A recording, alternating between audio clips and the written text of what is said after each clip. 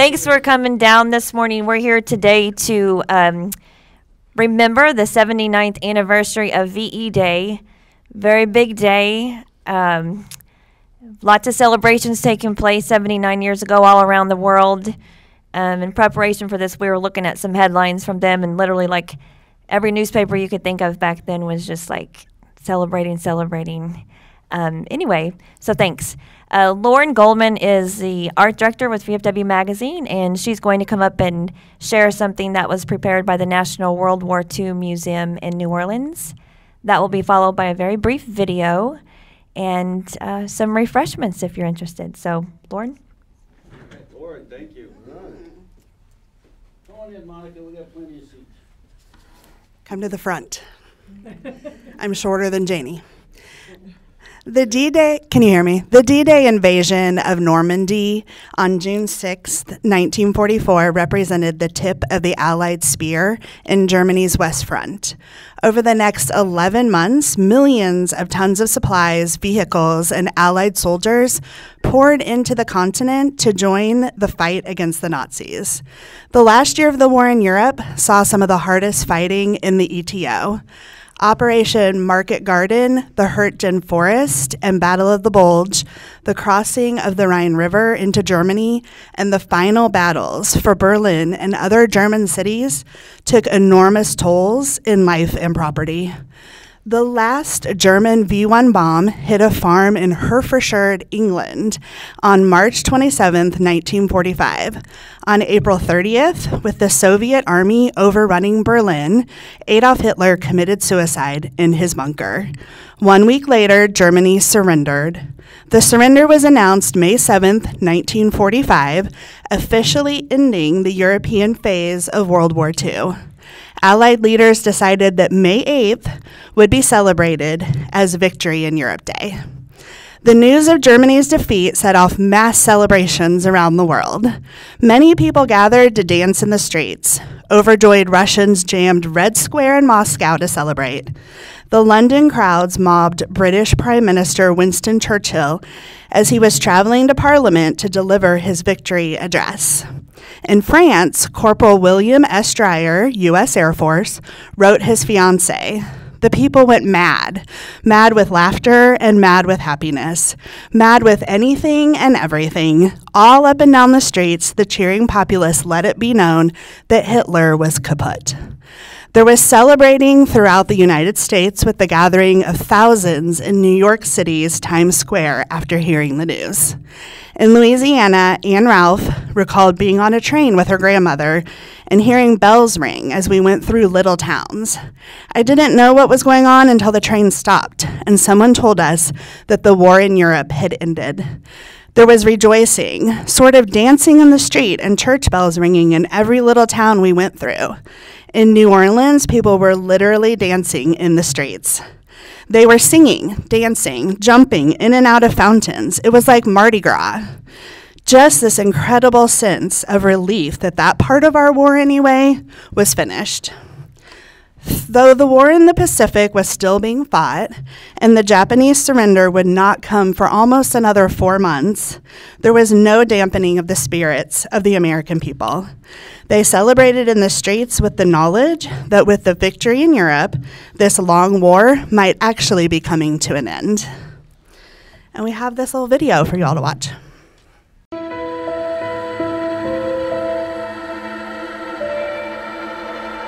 As the Soviet army advances through the streets of Berlin, Reichschancellor Adolf Hitler marries his longtime mistress, Eva Braun. He waits until the Soviets are only blocks away, and then shoots himself in the head. This is London calling. Here is a news flash. The German radio has just announced that Hitler is dead. Here's a special news bulletin. The British Broadcasting Company has just reported that Adolf Hitler died at the Reich Chancellery in the heart of burning Berlin. With Hitler gone and the capital of the Third Reich now a smoldering ruin, the men and women of the Allied forces, including GI Rocky Blunt, know that the end of the war is upon them.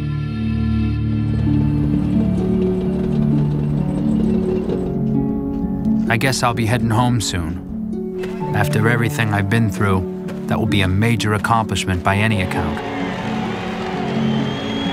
But there's still so many unanswered questions, so much I'm uncertain of. One thing I am certain of, I have to put the horrors of the past behind me and build a new life. A life of peace, not war.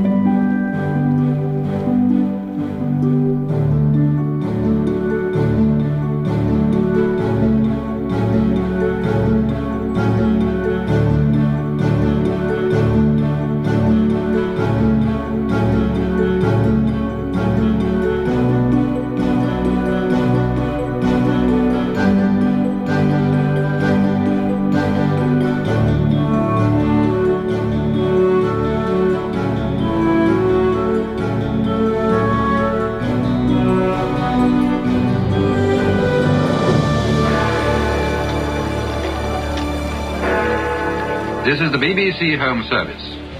We're interrupting programs to make the following announcement. It is understood that in accordance with arrangements between the three great powers, an official announcement will be broadcast by the Prime Minister at 3 o'clock tomorrow. In view of this fact, tomorrow, Tuesday, will be treated as Victory in Europe Day. After nearly 6 long years, the war in Europe is finally over. May 8th, 1945 is declared Victory in Europe Day. Spontaneous celebrations erupt throughout the world.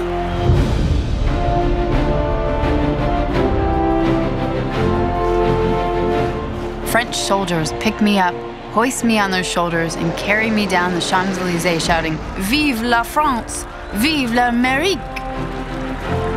After 4 years of service in 5 countries, U.S. Army nurse June Wandry is on furlough in Paris on VE Day. We are in the heart of Paris. The crowd is nearly hysterical. Everyone is out on the streets, planes zooming overhead in huge formations. All the important brass are there, de Gaulle, and here I am.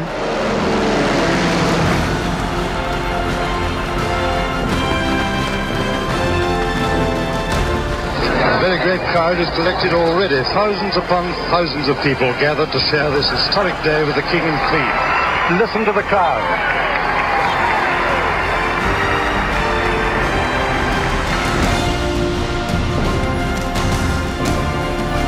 The last communique of World War II is in.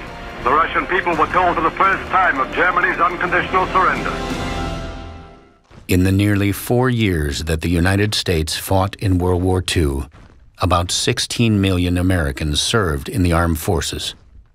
Over 415,000 never made it home. Most were killed in combat. Many remain missing in action. For those who survived, the echoes of the war experience linger for a lifetime. In my opinion, war is a terrible thing. I never thought in my life, in my young life, that I would see what I saw and had to go through what I went through. Every cross I see in a military cemetery represents a young life of between 20 and 40 years of age. That's a waste. It shouldn't be. The people who create those situations are never the ones that are out there fighting.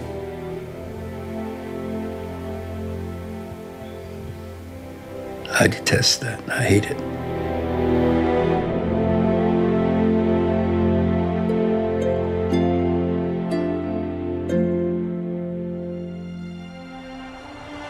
War is stupid, crazy.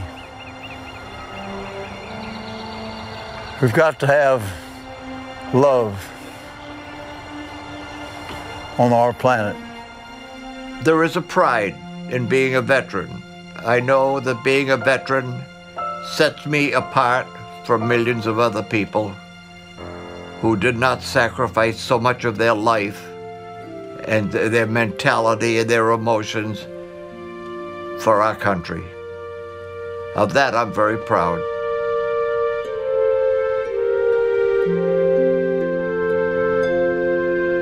What is the greatest generation? The greatest generation was everybody who worked hard to provide the means by which we were able to win this war. The greatness encompassed the country as well, the whole country. It's all of us, not just the military.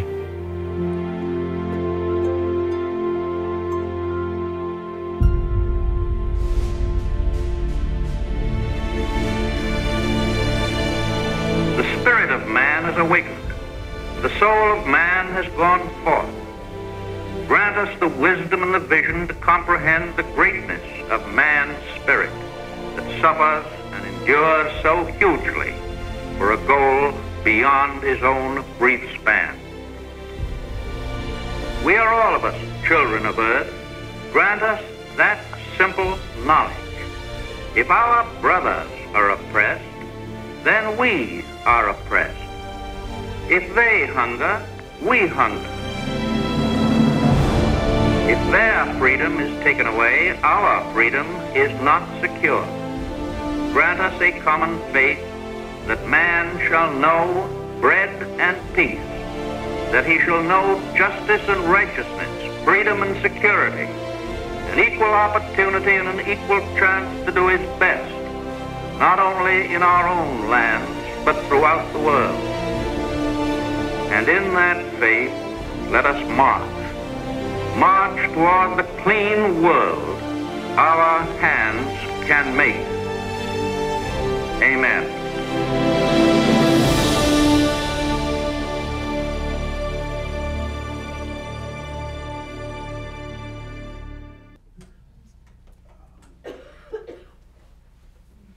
Thank you for coming. We have refreshments across the hall, so please stay and get something to eat. There's plenty of stuff over there. Thanks so much. Appreciate it.